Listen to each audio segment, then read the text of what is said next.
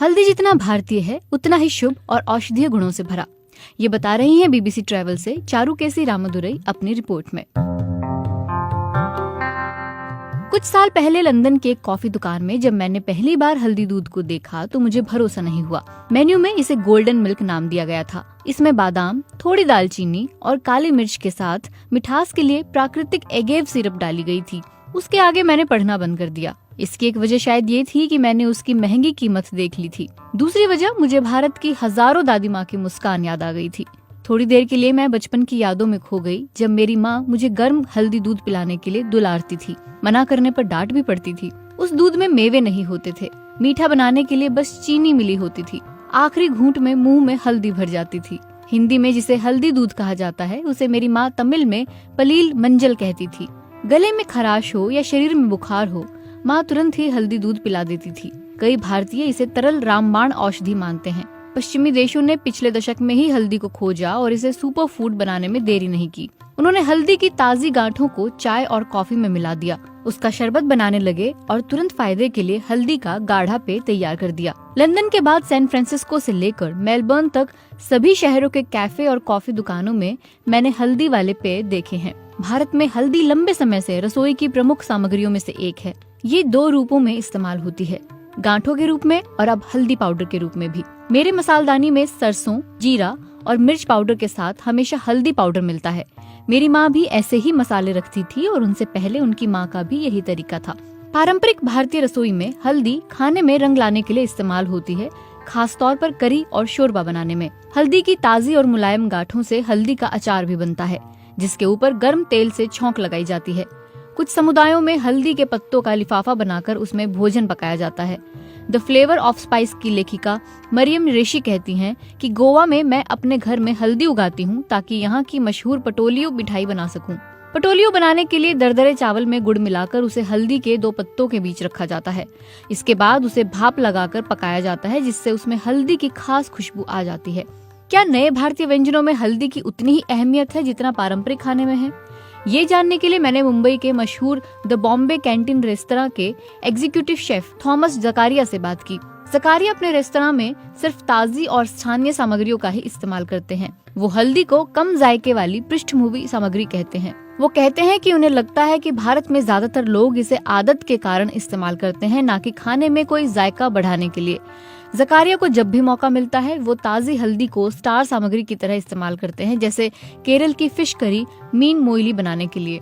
हल्दी और अदरक एक ही परिवार के हैं। भारत के कई राज्यों में इसकी खेती होती है। फाइनेंशियल एक्सप्रेस के मुताबिक दुनिया भर के कुल हल्दी उत्पादन का 75% से अधिक हिस्सा भारत में होता है। भारत दुनिया का सबसे बड़ा हल्दी निर्यातक है और यहाँ इसकी खपत भी सबसे ज्यादा है। दक्षिण भारत के गर्म मौसम वाले राज्यों आंध्र प्रदेश और तमिलनाडु में उम्दा क्वालिटी वाली हल्दी का बड़े पैमाने पर उत्पादन होता है। इसे मई से अगस्त के बीच लगाया जाता है और जनवरी आते आते फसल तैयार होने लगती है।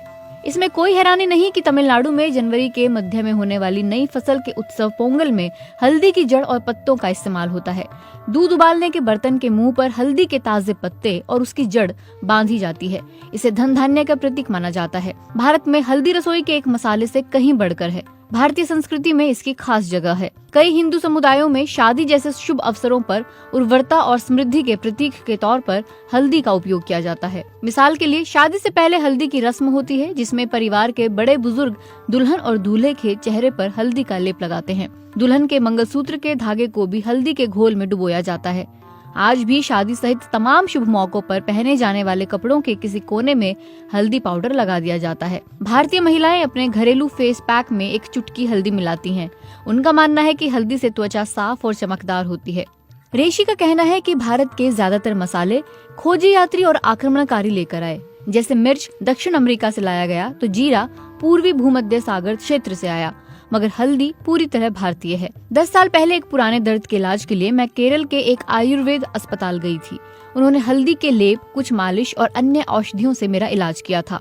तब एक वरिष्ठ वैद्य ने मुझे बताया था कि आयुर्वेद में हल्दी को जलन कम करने वाला माना गया है।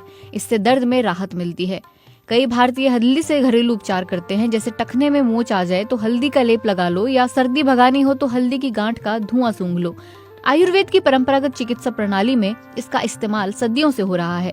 बेंगलुरु के सौक्या होलिस्टिक हेल्थ सेंटर के संस्थापक डॉक्टर आइजक मथाई का कहना है कि आयुर्वेद मानव शरीर में 3 तरह की ऊर्जा मानता है, वात, पित्त और कफ, और हल्दी एकमात्र ऐसी औषधि सामग्री है जो इन तीनों तरह के दोषों को ठीक करती है।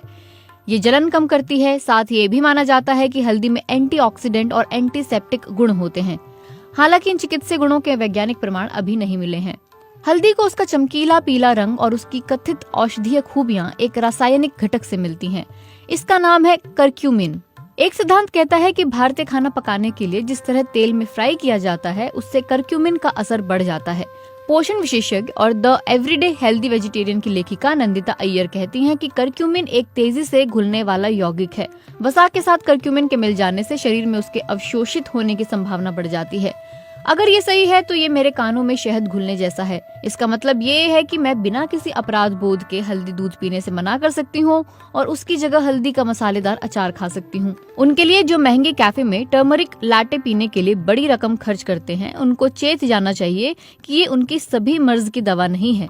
अच्छा हो कि वे इसे रामबाण औषधि की जगह गर्मा गर्म पेय समझकर पिएं।